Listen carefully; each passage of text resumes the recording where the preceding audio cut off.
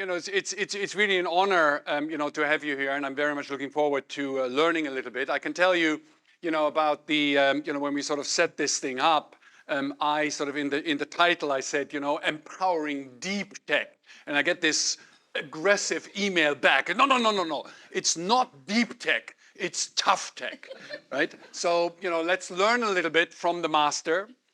Japan obviously stands at a very interesting inflection point where empowering the intellectual properties, the science that is being generated, how to commercialize it, how to make it more successful is a big issue that many of us are focused on, and learning from the master, that's why you're here. Very much looking forward to your remarks and the question and answer session. We'll have a little bit of a presentation first, then we open the Q&A session. So the floor is yours. Thank you so much.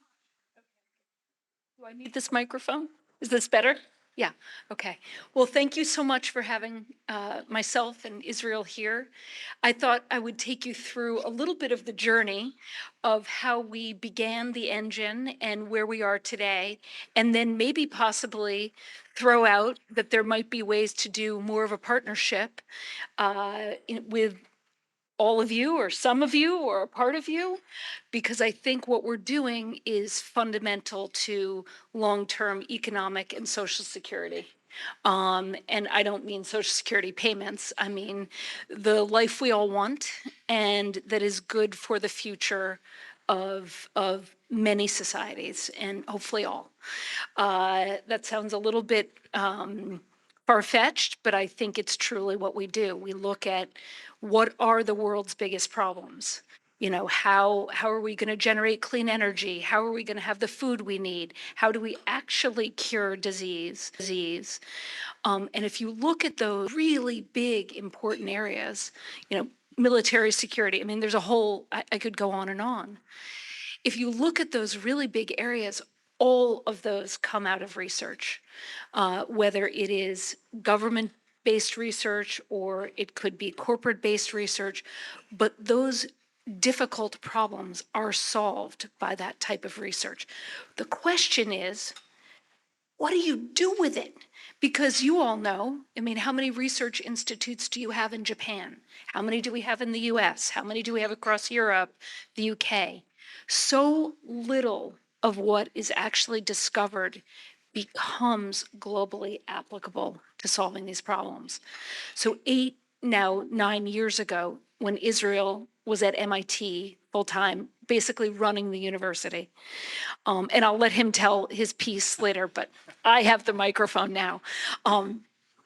He and the president of MIT at the time, Raphael Reif, went and looked at how to solve this problem. And they made a very bold move, which I don't know another university that has done this, which was to say, we're going to set up a separate entity outside of the university that is a for-profit, that is not captive to the university. So this is a very important point. If you want to solve a problem and you want to invest in it, as soon as you make it captive to something, you essentially are saying that your returns will be lower. And if you're going to invest into this cycle, you must have something that succeeds because your investors have to have return capital. So now, with that preface, I'm going to take you through the slides that I have. There is no way to look at what needs to happen in a narrow sense.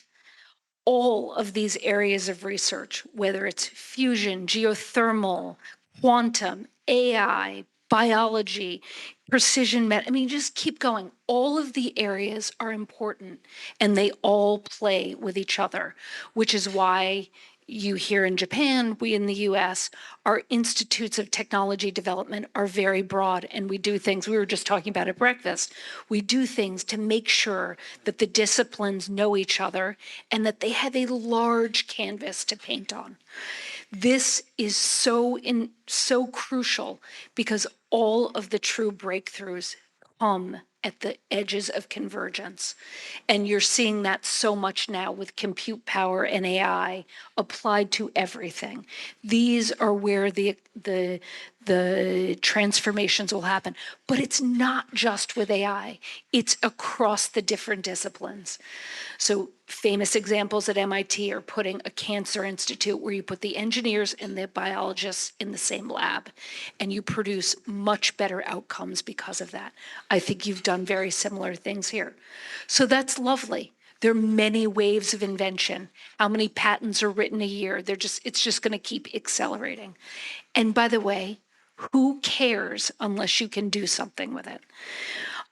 So MIT made this bold move, as I said, to take not risk at the science stage. That is when governments have to invest. So if you look at the far left side, scientific risk and breakthroughs are where governments look and where they should put their money. But when you start to tail and come towards the engineering risk side, so you understand how something works, and you are now ready to bring it to the world, but there is still engineering risk, that is when you need to make a bold bet on these companies and entrepreneurs who are coming out of the universities. The skeptics will tell you it's way too early. But if you don't start then, I know that the innovation will be done elsewhere. That is the decision we made at MIT. That is the decision I believe you should make here, that you must bet boldly at that phase, because if you don't, somebody else will take it from you. And so when we set up our first venture fund in 2016, going into 17, that was my mandate, was essentially to find those founders and bet very boldly on things that could become global companies and have a global positive impact. And that takes an incredible amount of work, but it is the right time to bet on those things. And so you need to find, in order to do this, you need to find people who know how to bet early and take that kind of engineering risk and develop these teams. So that was kind of the origin of what we did. And of course, as you get these things de-risk in engineering, then many, many other players in the capital stack can come in. And that's a very good thing, because you want multiple winners. You want lots of people to win when these companies make it. But this is the bet MIT made, which is very, very unusual. And essentially, what we told our limited partners who funded us was that this is a new asset class that we call tough tech. And it is breakthroughs at the edge of convergence on many different disciplines that often take a longer period of time in the beginning to de-risk the engineering, but then have massive upside for a very, very long time when you win. We said it looks very much like the venture asset class, that you have a few outlier winners, and that is what returns your capital. And we had to have the investors get very, very comfortable with that. I think I've said most of this, but maybe one point that I think is crucial is that leadership is the most important ingredient here. So if you look around Japan, we look around the US, we look around many, many places in the world, there is a lot of incredible science, and there's a lot of incredible engineering. But without leadership, it will not matter. And everyone, when I started the engine, said to me, but we don't have any leaders. And I said, that is not true. We have PhD students and postdocs who have natural leadership abilities, and they've been developing them over the last 8 years of their undergrad and graduate programs, and they also understand the science. And if you're going to do a truly breakthrough company, you must understand both. So instead of replacing those teams with managers who don't understand the science, you must build up from the ground up and bet on those people. And that is a very uncomfortable thing to do, because your rational brain tells you you're wrong. But I'm telling you, the biggest breakouts, the center of those companies will be people who understand both the science and the engineering and the business side.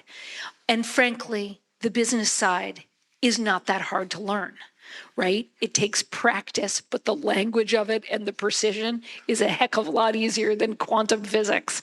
So, the other thing it takes is to have, we didn't start the timer, is to have a developed network, capital, and infrastructure for these companies to survive. So if on the capital side, you essentially give it away to your current dominant corporate interests, you will kill these startups very, very quickly, and you will not have the innovation you need. So you need a very developed capital stack of angel investors, venture, later stage, corporate partners who often are in partnership and taking offtake agreements. And you need an incredible network of supporters and cheerleaders. And I use that word very deliberately. You need people who are going to help boost these early founders who are taking incredible risk on their career. And you need people who are going to help them through the difficult moments, because there will be many. And it is that group that is so fundamental to translation. So it's a practice that I help people with. So go in a room with a founder and try not to say the word no. You only get to say yes to them. And it's not that you have to infantilize them or tell them something that's not true, but it is the practice of helping them to get to the answer that is fundamental to this support of early stage entrepreneurs. And then the last, which I actually think is the easiest, is having infrastructure where people can build companies like this. So you need labs, you need places where you can have large chemical hoods, heavyweight machinery, robotic spaces that allow for that creativity there. And I think that everyone thinks, oh, that's so wonderful when you build these things. That is just table stakes. It's the other two that unlock the translation. This is just us over the last 8 years. We've backed 61 companies. So our yes to every pitch we see is about 0.4%.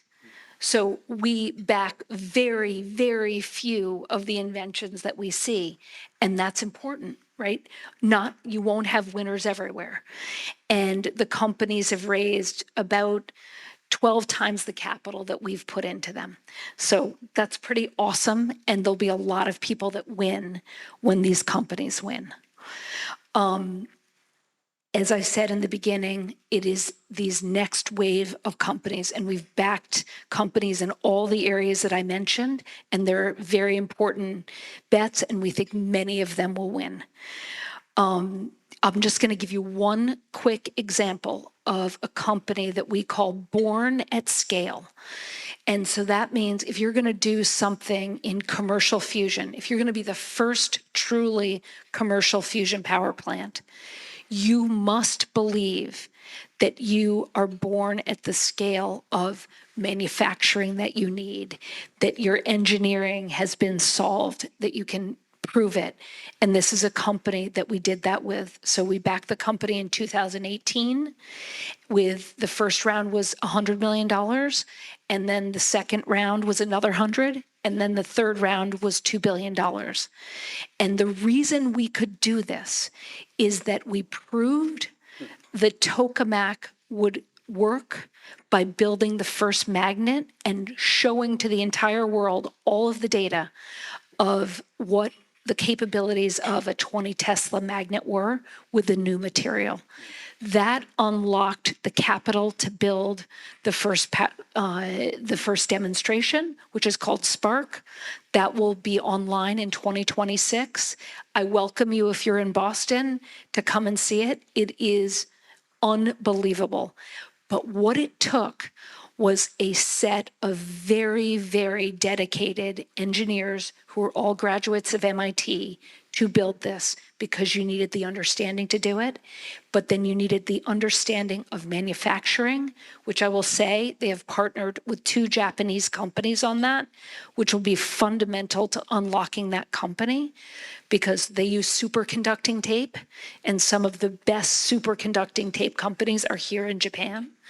And so I think it is my job sitting on the board of this company is to continuously say to Bob Mumgard, who is the founder, you can do this. Who do you need around you? How can we help? Instead of, you might be wrong. And I think this is a very fundamental piece, and he's done an incredible job building this company. We also work in areas of health and innovation around manufacturing. And of course, compute power is at the base of this. So we work very, very broadly, and that's on purpose. And what we're here for is to say, are there ways to further collaborate in Japan? We think what you have as a society in terms of your intellectual property development, capital structures, and the incredible people you have here, I think there are ways to unlock more here and maybe in collaboration together. So that's why we're here. Great, fantastic. Isaac, Israel, do you want to add something? Or let's get into the Q&A. let's get on to the Q&A. Very, very good. Let me sort of scale back. So this original vision, right, sort of came from this need or this realization that there's an arbitrage, right? Tell us a little bit, how you approached, your first funders, the people who invest in your fund, and also, if you don't mind sharing, I believe it's public information, who those first funders were. Where did the money come from? Sure. Israel, can you use your microphone, please? Hi. So I'll take this one, I guess, because I was part of it. So I think this arbitrage that you're describing there was also a market failure, right? And I think what the market failure is, the market is going for things that are easy, right? Things that are demonstrated, that you can point to the past. But when you're trying to do what we are doing, there's not really anything to point towards because it hasn't happened. So what we had to do is invent the corporate structure first outside the university. We had seen many models that failed. We had seen many models that were too little, like too small. Because a lot of the places around the world will try to do this at a scale that is maybe 10 million, 5 million, 25 million. But when you're doing these kinds of companies, that doesn't get you enough. So we put back that to MIT, say there is a way to solve it. We don't know the answer. It hasn't been solved before, but we really need to kind of walk the talk. In order to do that, we created this outside company that Katie mentioned. MIT underwrote the first anchor check of $25 million to get it going and to set up also a credit to do the infrastructure development that also was part of the talk. That was fundamental to then go and approach the rest of investors. And the rest of investors, by design, were big family offices of entrepreneurs who had done this journey before, who understood how hard it was, and how in most cases they recognized it was either serendipity or luck that they had succeeded after many multiple failures. So as soon as they understood that, and we were trying to solve it at scale, born at scale, they joined that party in the first one. And that was the limit of the fun one, where like a bunch of family offices and MIT, right, by design, so that they could actually be with us for the duration of this 18-year journey without asking for quarterly payments. And it's very important to match the ambition and the scale of the ambition with the time and the long-term effect of like what you will have. That was the reason we didn't have any other partners.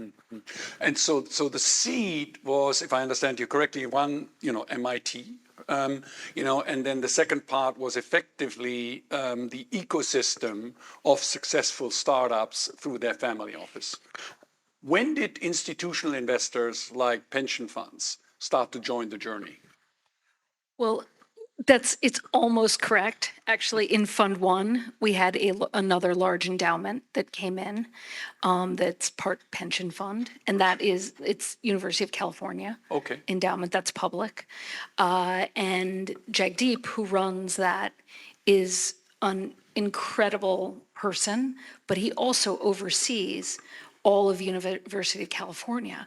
So he understands that if you are investing in these tough tech areas, that you probably have a chance at very good long-term outsized returns.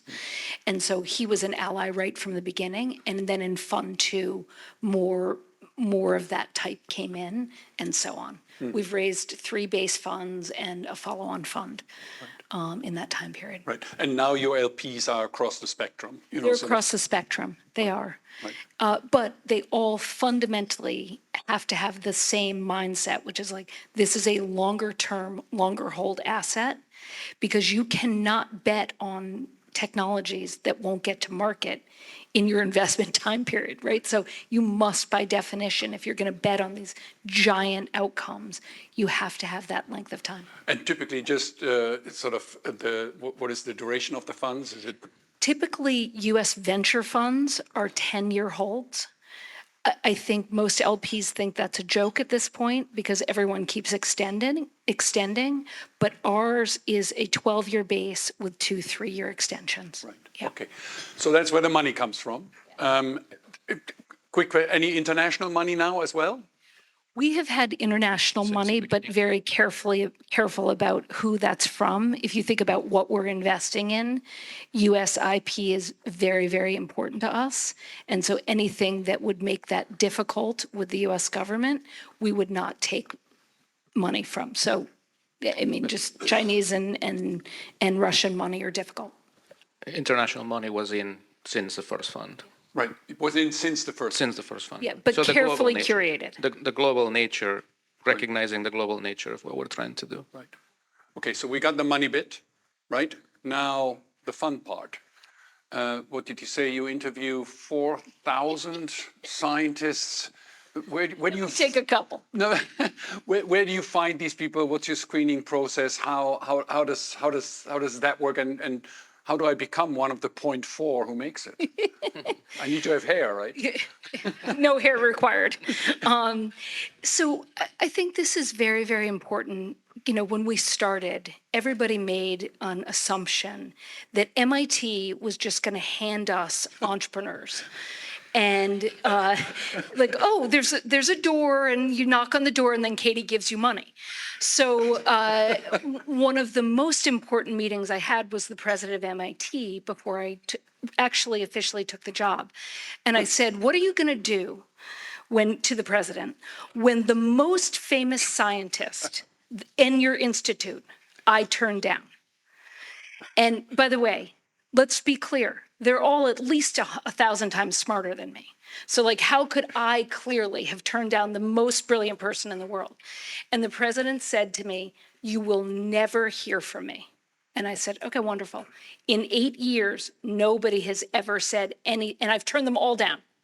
All the most famous people. There's no doubt, at least once. Okay, so then the second piece is people assumed we would be lazy and just wait for people to come to us. Never. Day one, the team I built was go into the labs with the standpoint that we want to be helpful in every single meeting we have. So even if we're never going to fund somebody, that we are forthright of our opinion. We don't say we're right, but we're going to tell people what we think and why. And we are going to nurture and cheerlead what they can do in the future. And I think that has been very, very important. So, you know, all hustle down into the labs, meeting the PIs, meeting the postdocs and the PhD students, and sometimes even the undergrads. That is fundamental. And then the second is, I had been investing in Boston for a long time. So build that network of people that are successful founders that will send us people. And now that we've made many investments, they send us all their friends because the graduate students and the PIs call them. So you start to create a flywheel. And then once you have Boston really set up. We have a whole research team that looks at research around the world and where the breakthroughs will be. And the question is, where are the next spots that we want to begin nurturing those relationships? We've done some in the UK. We would love to do more here, et cetera, and many other places where true breakthrough will happen, but that they're also allied. Yeah. So you evangelize, right, at the universities, at the undergraduate level, Graduate, usually. at the graduate level, not. We don't believe any of the things we invest in are typically just a whiteboard idea. They are born out of research. Typically, you've been a graduate student because you've had enough time to really understand and learn them. Yeah. We wish they were undergrad. That would be easier in some ways, but they're not. So I'm a scientist. I want to win the Nobel Prize. I don't have time to build a company. How do you convince me? Well, first of all, I'm not a I'm scientist. probably not going to convince you, but when your buddy does it, you're going to be jealous. And then you're going to come and talk to me and say, wait a second, you gave that guy money and he was successful, or that woman money and she was successful. What about me? And anyone who's dealt with universities, you understand that this is how it works. You don't want anyone to be better than you. And so if your marks are a Nobel or the best companies, it works that way. And I say that negatively. It's also positive. People bring their friends along who advise their companies, and then they're bitten by the bug. And then they say, hey, you should go meet with Katie, or you should I think typically we convince your graduate student to take the science that you did and then form the company, and you'll be an advisor. Because if you are actually that Nobel Prize winner and scientist, you actually enjoy doing that. That is not building a tough company. So I think that the combination of the two is actually what makes it happen. In some occasions, the professor wants and is capable and wants to make that journey happen. But they typically then have to leave the university. Not every university is set up that way, but MIT is. So most people, it's a pretty good gig to be a professor at MIT. And if you can get your graduate student to start this and you're an advisor and have upside, that's about as good as it gets. I mean, if you think about how academia works, the recognition of a professor, besides the Nobel Prize winning, is the reputation of how many grad students get into really prestigious institutions.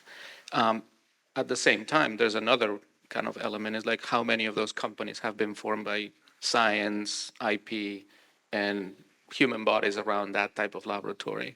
So I think that is, particularly in the US academia, that is very well understood. So the professor will take equal pleasure supporting somebody who wants to embark on that journey, as well as he or she embarking on the journey. But you asked about the screen, and I think the screen is really important, right? It has to be a true breakthrough. So we review all of your science plus all of the science that brought the world to the place it is. So, what are the antecedents of that research? Because we have kind of a no Theranos policy. So there's no black box. Like, we're not investing in anything that we don't understand how it works. That's very fundamentally important. And then the second is, if you actually were successful, how big would this thing be? How many lives would it affect? How would it benefit society? Is a very, very important screen, because we only have so much time. And so we're going to put our time against things that could have big outcome. And then the third is, do you have a plan to get there? You don't magically make these companies. It is like a true moonshot. Moonshots we all think of as like, oh, you're just flailing into, sending a rocket somewhere. No. There are real plans. You understand the physics of it. You understand how much power you need to get to the moon. We invest in things that truly understand how they're going to get there. If they're just science risks, they should be back in the lab. And then the last and most important, what I said before, was, are there a set of leaders that have what my friend Manu would say, the animal spirit to get there. And that is so important. And by the way, animal spirit comes in many forms, right? You could have the Elon Musk chest pounding type, or you could have the quiet, very persistent type. It's not one type of human personality, but it is somebody who is going to make this their life mission with a group of people that has openness for expertise from others. So that is so fundamental to what we do. And if I were going to choose one ingredient and have it be the most important one, it is that human capital. Yeah.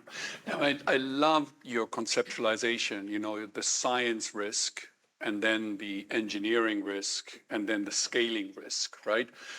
So I'm the Nobel Prize winning scientist. I like this. This is for my next life. So I'm the smart guy, and the science is good and based on something, and I want to do something, but I don't know any engineers. Where do you come in? Like in terms of, you need the animal spirits, you need the leadership, but there are many components, right, that go into a successful business. So talk to us a little bit about your matchmaking, right? Sort of utilizing your networks to connect the science to the engineering, to minimize the engineering risk, and then, to the next stage, the scaling part. Do you want me to start and then you can add? Okay, so matchmaking, I think, is too strong a term. I think it's one of the mistakes people make. This is why we start about 3 years before they could ever get a company out, working with the PIs and the postdocs in the labs. It is not on me to matchmake. It is on them. And it is a fundamental skill they must show. Now, I might help. I might throw parties. I might say, hey, have you met this person? But I am not the matchmaker. It is them, right? There are different societies and how they form marriages, but in my view, they should choose each other.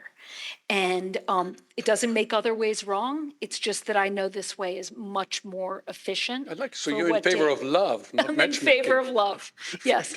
But I truly believe that we can help with that, we can nurture it, but they must choose each other. Did I understand you correctly? 3 years 3 years. is your lead time. Typically, lead time is 3 years. This is why You identify the signs. It's the tracking period.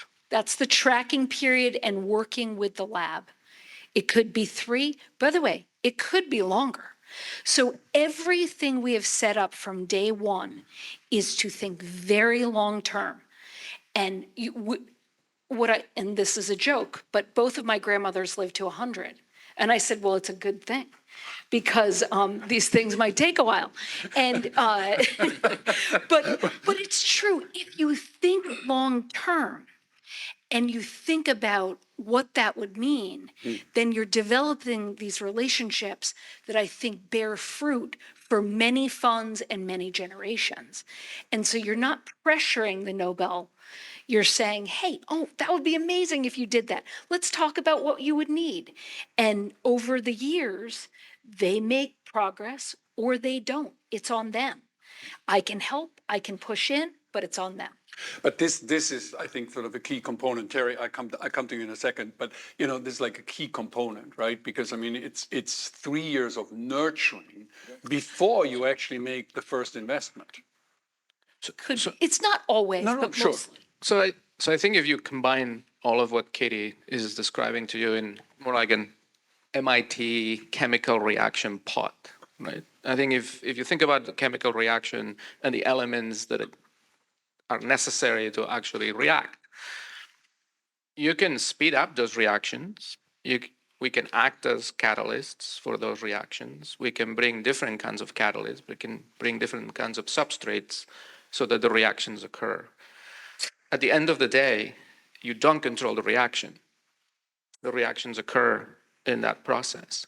So I think understanding that, people talk about ecosystems, people talk about different simuls, but I think understanding this in the purest way of a chemical, biological pathway to getting to a point, it's necessary. But understanding the reaction, right, tracking the time it takes to get there, but then doing everything possible to then, once we know it, accelerate it, is what matters. Yep. Terry. Yes, Thierry Porte, I'm co-chair of Asia Society Japan. So I have a tough question for tough tech.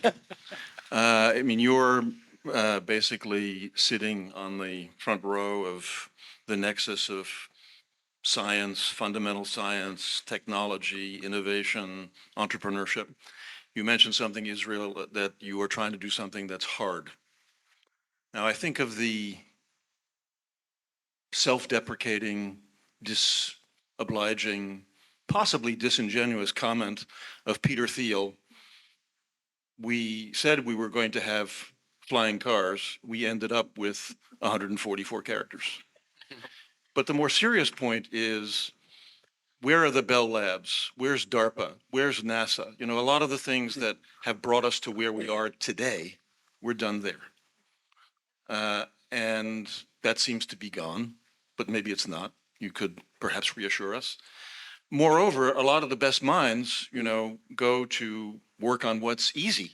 It's a lot easier to figure out some new social media trick that will get the dopamine flowing, make us addicted, and end up with the political nightmare that we currently live in the United States. So what do you think? Is what you're doing the path to getting back to where we are? I mean, the other thing which is also part of this, although I don't want to make it the main part of the question, is that we're not leading in some technologies. You know, hypersonic missiles, America doesn't lead there. China and Russia do. So how do you feel about all of that from the vantage point that you have, and how do you see what you're doing as, you know, getting to a different track than what we've seen over the last, let's say, 25 years? Okay, so the reality is, I mean, that's a very broad, very important set of questions. I will tell you, if you sit from my vantage point, where almost everything that I'm betting on are developed mainly by people in their 20s and 30s.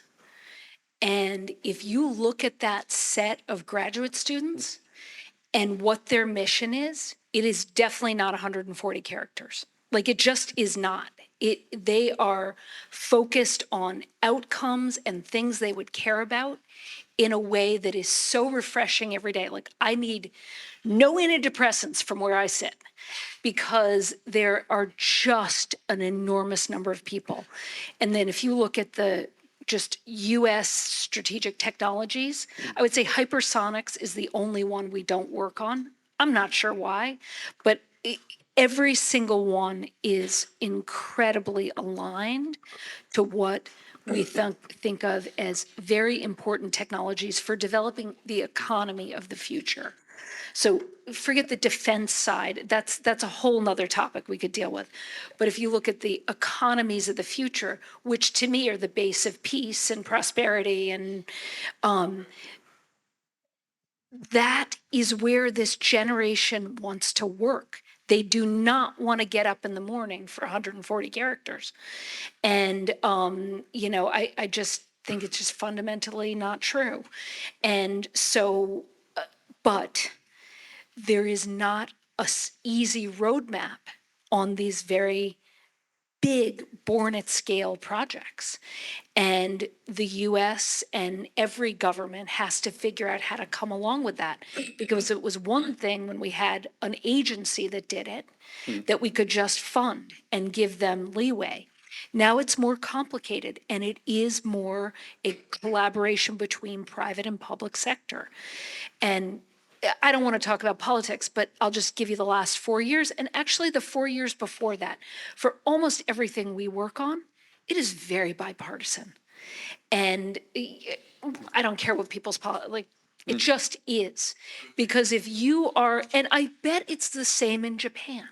It doesn't really matter. You must invest in these things because it is the future.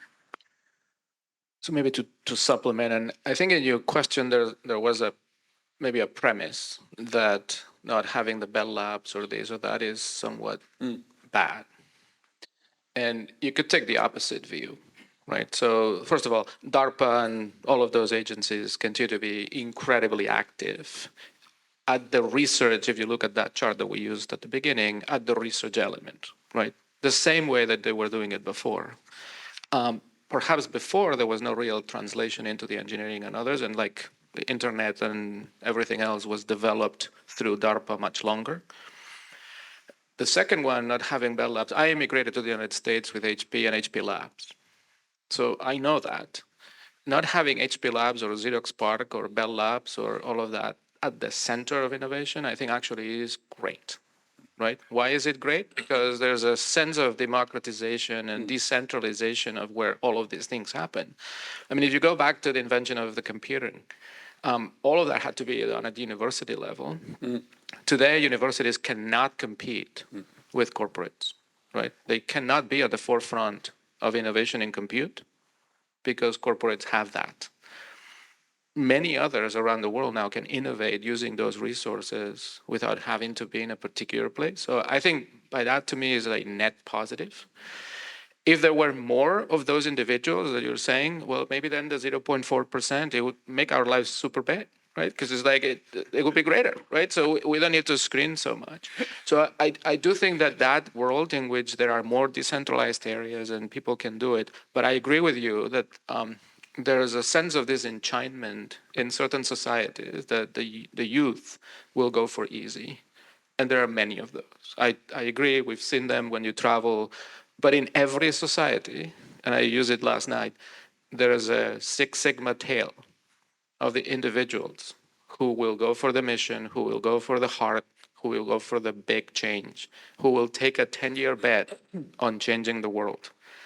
Every society has them. The only question is how hard it is to identify them and to marry them with a science that Jesper actually claims to have as a Nobel Prize winning person. And then who is going to support them Exactly.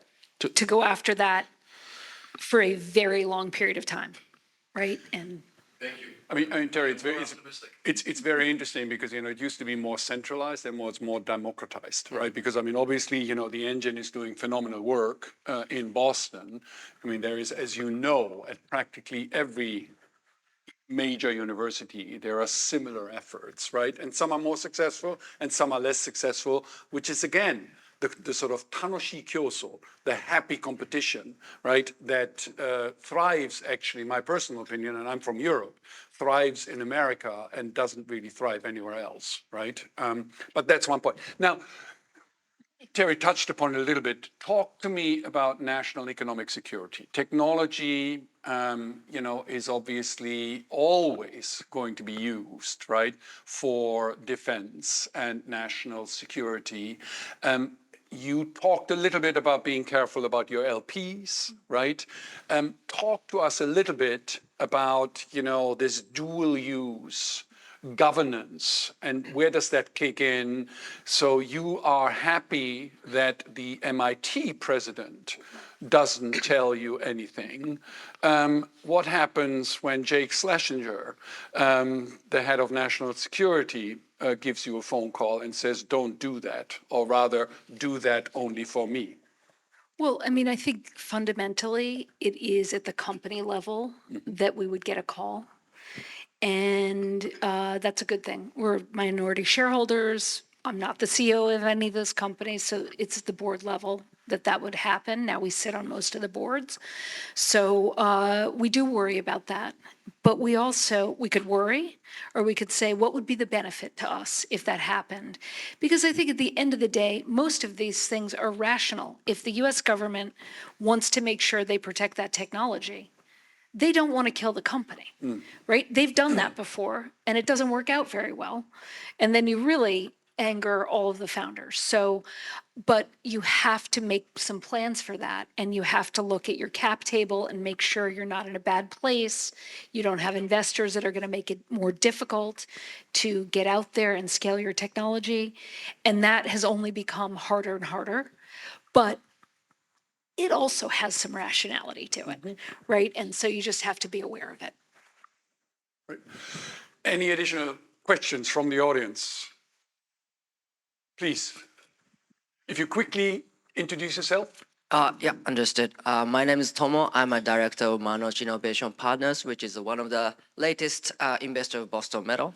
Thank you very much for today. I was very insightful. My question is to Katie. I understand you mentioned about the importance of leadership of the startup, and I quickly have two questions in that regard.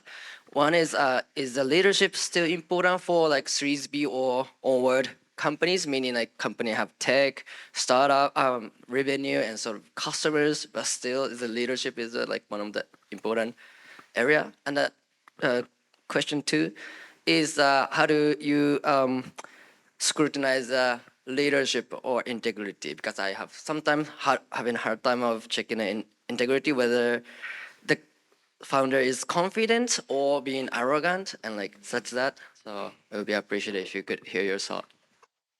Thank you for that question. Yes, technological leadership is important for a very long period of time, but other forms of leadership become equally as important. So Boston Metal is an example of a multiple-time CEO who is leading that company, who was not the inventor, but was actually could nurture and scale the inventors of the technology. But I think the balance of business versus engineering becomes more and more important as the company scales. So that's one question. And then integrity, like, is what they're doing real? You know, I think that is a very difficult thing to answer and requires a process to get to that. This is one of the reasons why on our team we have a research and analytics division that looks at all the papers and really understands the fundamental science and breakthrough that's happened and where else that was being developed in the world, and then hypothesizes why did it break through in this lab? Because it's very important to know it's real. Now, so there's one thing when it comes out of the lab, and then the next stage is like at each stage of development of the company, you have to look at, is what the people are saying, the management team saying, real or not? So on almost every board that we serve on, we have a technical committee that reviews, and then we often go to outside review of outside scientists or engineers that can look at their data and verify that that's fundamentally possible. So that process has to be developed and then upgraded with each stage of the company. Right. De rigueur, do you always sit on the board? Generally, we sit on the board, not me, but often me, but the whole team has to be board trained. And we think it is fundamentally important. It's a lot of work, but without it, how do you know what people are doing? Right. Hello, my name is Alice Kung, and I help technology startups come to Asia. My question is, there are a lot of accelerators around the world, also in universities like Stanford. How is the engine different? And are your portfolio companies all founded by people from MIT? Okay, so Israel, I'll let you jump in here in a minute, but the fundamental piece here is we run programs that look like an accelerator, but fundamentally what's different is that we are investors and we sit on these boards and work with the companies for 10 plus years. So when we founded the engine, we essentially said the accelerator piece is nice, but not truly something that will change. Anything that'll be more like entrepreneurial spirit. But if you're going to actually work with these companies at scale, it takes a commitment of at least a decade, if not more, to get them to the scale where they don't need kind of early stage capital. And so when we set up our team, we set up to be able to invest in the long term in these companies. So the accelerator creates momentum, it has space that allows many companies to be there. But when we invest, it is for a very long period of time. And most universities really don't have that. And they choose people to run accelerators that are more running programs rather than really fundamentally know how to grow the companies. Yeah, hi, I'm Kenji. Kenji Govars. I do multiple things, but today my question is I'm a vice chair of board of counselors at OIST, and so which is a graduate school in Okinawa. And so we a few years ago actually we had an association with a venture capital fund, which is called Lifetime Venture. Actually, the GPs in this room, Kimura-san, hello, good morning. And so it's basically trying to leverage OIS technology to the world. So in a very much smaller scale than what you guys do, is basically pretty much aligned with your mission. I have 2 or 3 questions actually. So first thing is, how do you manage,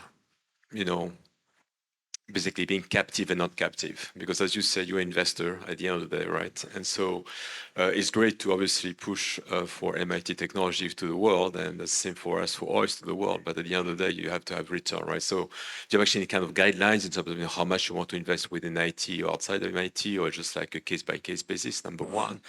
Number two is regarding the PIs. I think there was a question about that earlier. A great professor doesn't make a great businessman. A great businessman doesn't make a great professor, obviously. And so how much is push and pull? So in other words, you may have a great professor knocking on your door and you're like, well, actually, I don't know about this guy, all right? Or you actually may have actually the opposite case, which is actually have actually someone who never thought of any of these, and you actually knock on his or her door and say, hey, you know what? You got something here. Have you ever considered doing this, right? So how much is actually kind of a push and pull? I think it's something that it'd be interesting to hear your thoughts. So I'm going to take the first part, because I think, as we've described, this was born out of MIT, but there's no longer MIT, right? So we're a completely separate entity.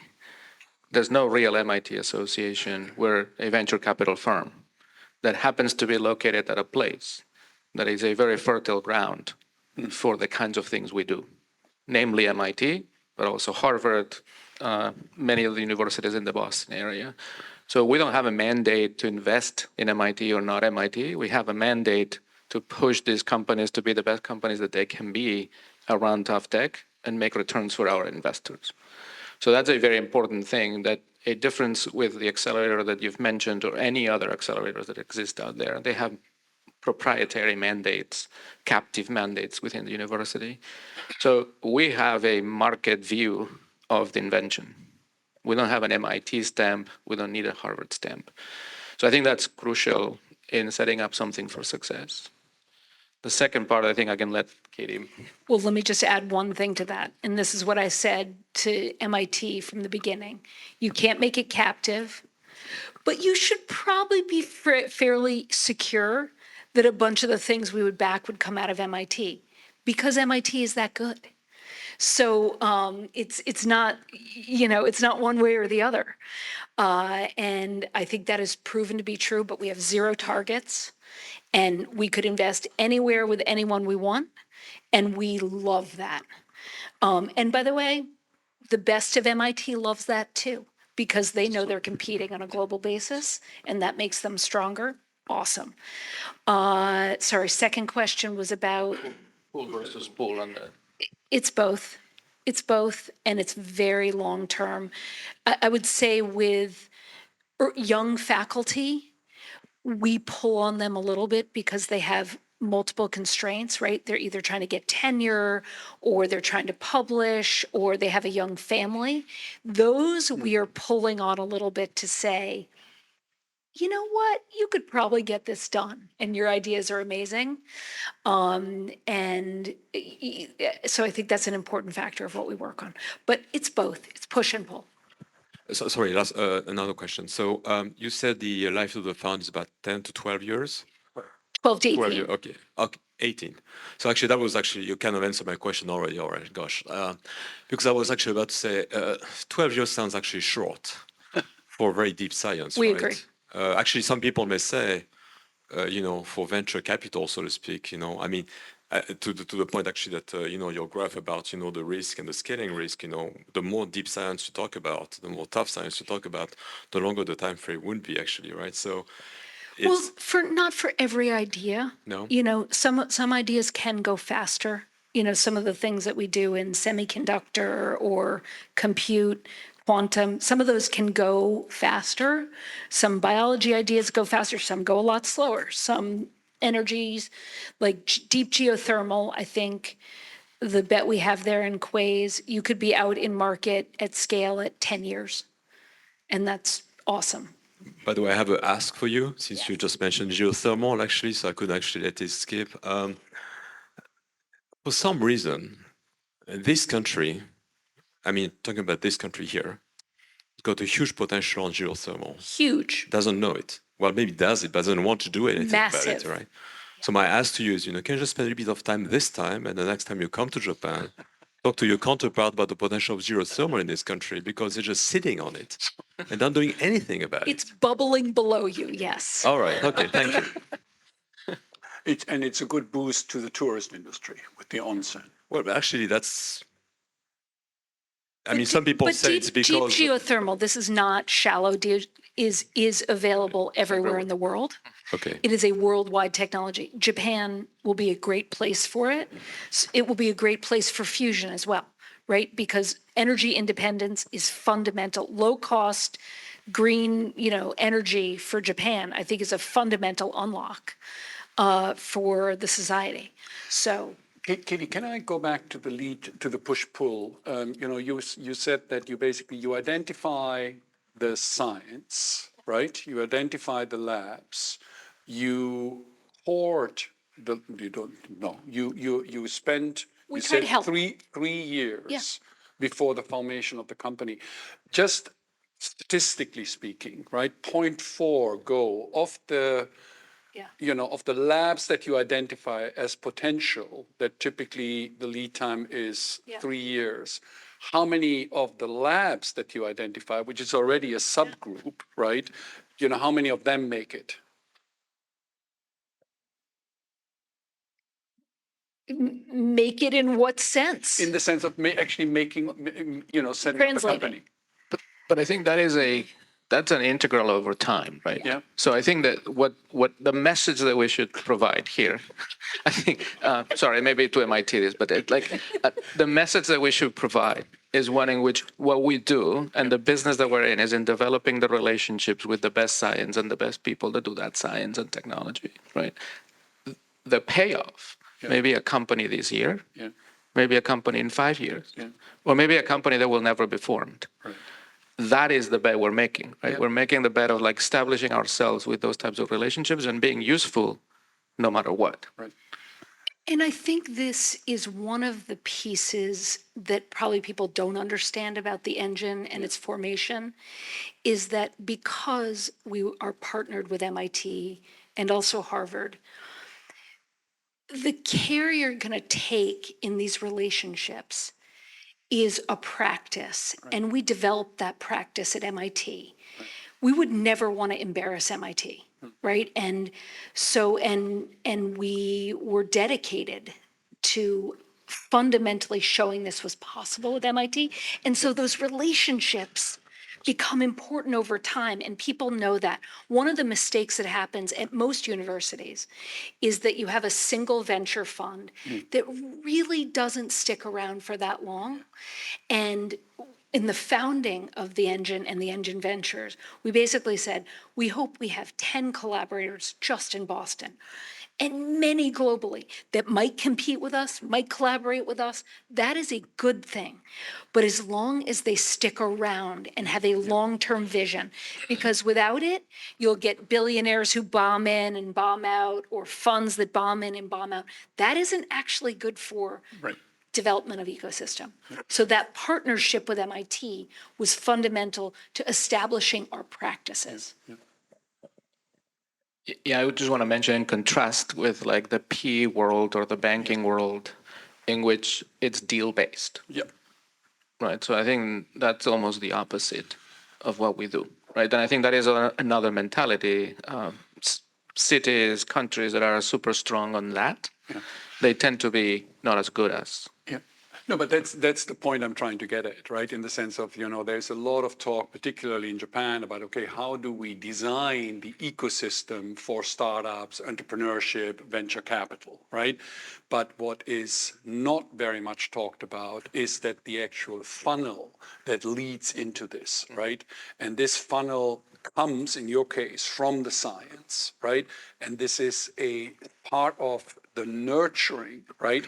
That actually is ultimately almost pro bono work, right? In the sense of that, your actual payoff, because as a numbers investor, all I care about is, okay, how many deals, do you make, and how many of these deals that you do make are actually successful over a given period of time. But what I don't see, right, is the entire funnel work, Absolutely. right? And that's, I think, an absolute key. So your comment reminds me of a conversation I had with a really high-level corporate executive in the United States at the board of MIT, and our discussion between efficiency and effectiveness. So universities and our work is highly inefficient. Yeah. Highly inefficient by design. This is a word that in corporate is like, it cannot be, right? It's all about efficiency, it's all about incremental quality, et cetera, et cetera. What we do is about effectiveness. Yeah. It doesn't matter how long it takes, it doesn't matter how much we spend, it doesn't matter how, it matters that we actually got to the point of making these transformations happen. That works for the MIT research, and it works for our work. And I think that is also a mentality shift for many people. Thank you. Good morning. My name is Ajay Singh. I work for MOL. We are a shipping company. We're part of the Mitsui Group. Yeah. We have our own venture capital, etc., sort of structures. The question I have is around whether and in what form your organization, the Engine, collaborates with corporate entities like ourselves. Sometimes we are approached by entrepreneurs with innovative ideas. The challenge is not necessarily the tough part is not necessarily the tech itself. It's not scientific breakthroughs, but it's rather about the application of technologies. And the challenges could be, for instance, safety related or mitigating environmental side effects, maybe even scaling up. We lack the technological and scientific heft of an MIT, obviously, to evaluate and even fully support these in a scientific point of view. Financially, we can afford to support them. Is there room for collaboration? Just to give an example, it's not particularly live at the moment, but putting small nuclear reactors at sea, propulsion of ships. So the technology is obviously proven. It's been applied to military applications for decades. But it's not an easy thing for an organization like ours to say, yes, we can evaluate this for commercial propulsion, just as an example. We work with corporates all the time, both on the business level. So at the business level, it might be about offtake agreements or demonstrations, and that at the venture side, it's often an investment. They're often paired together. And I think two fundamental things. One, we think it's super important for most of these tough tech companies to have partnerships in some way. And we think it is fundamental that they are not controlled by an outside entity like a corporation. And that has some tension in it, but I think a very important tension. So I think the corporates that we have been very successful in working with our portfolio understand both of those and know that they want to speed that innovation, even if there is some risk that that innovation disrupts their business, that being involved in that process actually makes you stronger rather than weaker. And so the corporations that we work with see that and understand that tension.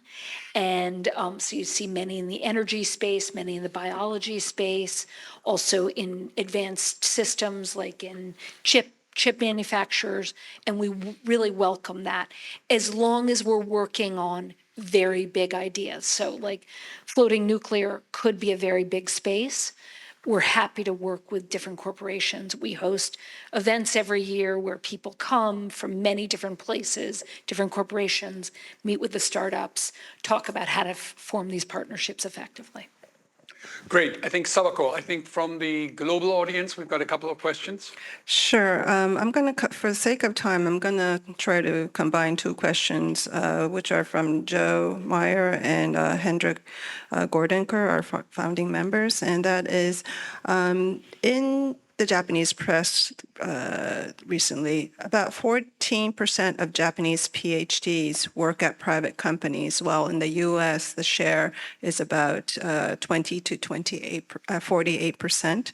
And that kind of explains why fewer new technology emerged from Japan from recent years.